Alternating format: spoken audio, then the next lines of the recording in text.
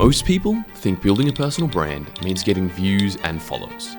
They're wrong. I hit 75,000 followers last month, and what I realized was they didn't care about me. Now that's a bit harsh. Of course they care about me, but they also cared about trends and pretty B-roll. The growth felt like success until I posted what I actually wanted to say, and the algorithm killed it. The followers you attract with the wrong content will punish you forever. In this video, I'm going to show you why chasing vanity metrics destroys your brand before it even begins. I'm also going to show you how Instagram punishes you for targeting the wrong audience and what to do instead if you actually want to build something real.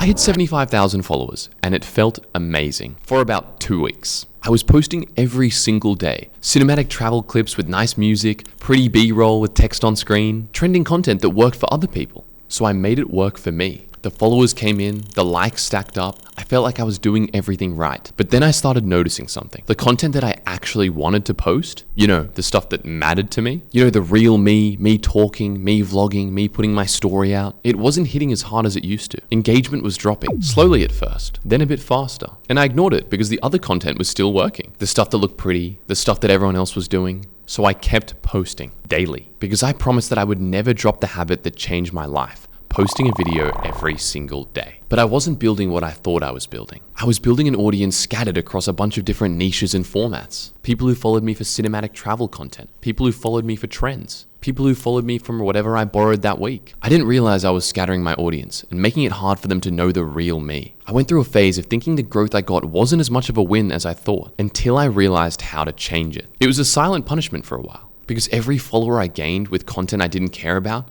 was another empty follower who would never engage with the real content I'd wanted to post. If I could go back, I would do nowhere near as many trends. I wouldn't steal formats a couple times a week. I would show my face more and share my story as much as I could and build a bit slower with the people who actually cared. But I didn't know that on day one, and no one told me, not even my mentors. So now you know. But knowing you're building the wrong audience is one thing. Understanding why it kills you is another.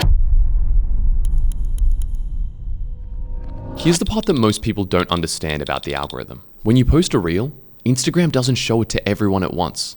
It tests it. First, it goes to a small percentage of your current audience. If they engage, it pushes it to more. If that group engages, it goes even wider. But here's the trap. If you've spent months or years building up an audience who love that cinematic travel B-roll content, that small percent expects cinematic travel and B-roll content. So the moment you decide to pivot, the moment you show your face, speak your mind, share your story, they'll scroll past it. And Instagram will read that as a bad post. It dies with that small percentage. That's the engagement trap. Not because the content was bad, but because you've trained and built the wrong audience. And once that pattern starts, it doesn't stop. Every piece of content you care about gets punished because the people who followed you aren't there for that version of you. They want the version you were pretending to be while you were chasing the algorithm. That's what was happening to me until I realized. The growth can look like success, but it kills the ability to post what you want. The followers meant nothing because they weren't following for me. They were following for the format. So, what should you do instead?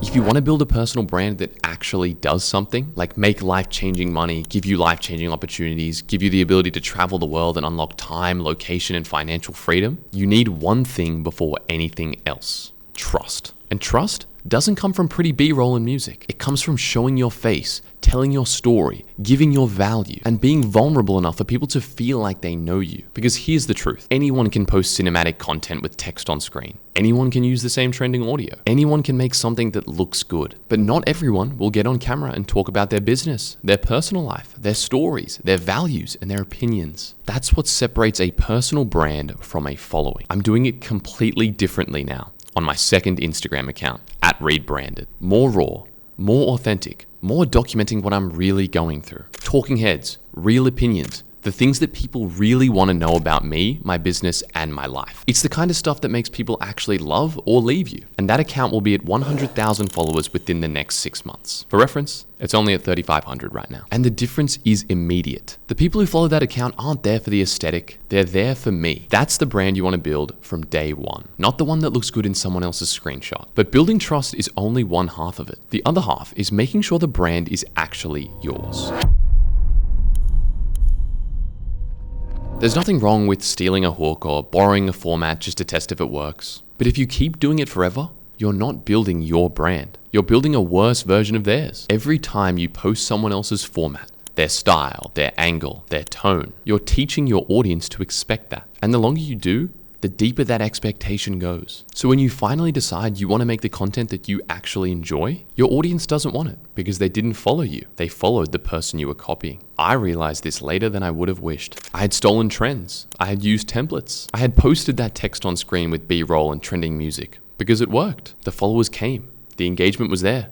I mean, I'm almost 100,000 followers now. But you need to ask yourself, just like I did, how much of it is what you really wanted? Here's the line that changed everything for me. You want to be the imitated, not the imitator. If you build your brand by copying what works for other people, you'll always be a step behind. You'll always be the cheaper version. And your audience will always wonder why they're not just following the original. But if you build a brand around your face, your story, your opinions, and your value, the formats that feel natural to you, then you become the person people study. You become the reference point. That is the brand worth building. So here's what you need to remember. Chasing vanity metrics with stolen formats builds an audience that don't care about you. Instagram punishes you the moment you try to pivot because you built the wrong audience. Trust comes from showing your face, telling your story, and being vulnerable. And copying formats forever mean you're building someone else's brand instead of your own. The single best thing you can do for your own personal brand is to show up on camera as much as possible, even in the hard moments. Yes, there's going to be judgment, there's going to be fear of lack of engagement, but you can't care about that. Building a personal brand is a long game and you have to treat it as such. Ever since I started to back myself and started posting the content that I knew I wanted deep down, everything changed. I started being vulnerable, giving the real numbers, telling my real stories, sharing my real emotions, and people started connecting to that. And that's why I've grown to over 100,000 followers across platforms and helped countless others do the same. No more pretty trends, no more pretty music.